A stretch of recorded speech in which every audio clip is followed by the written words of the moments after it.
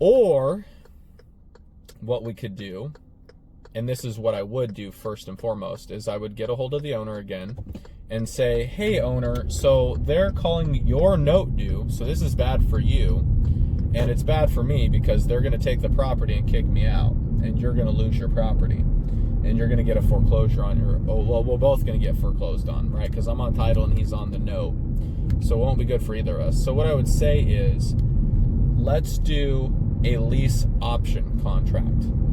So a lease option, we would put the deed back in his name, right? That would make the title, that would make, not the title company. That would make the mortgage company happy, right?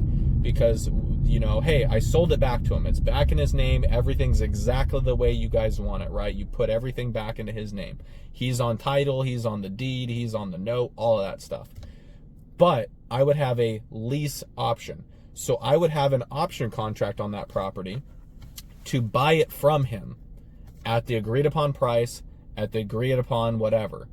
And then essentially I would pay him and then he would pay the mortgage company.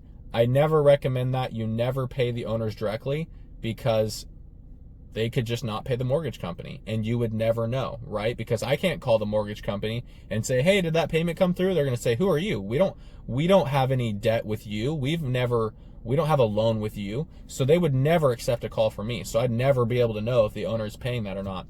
So you always go through a title company or a third party escrow company to make sure that those payments are being paid directly to the bank.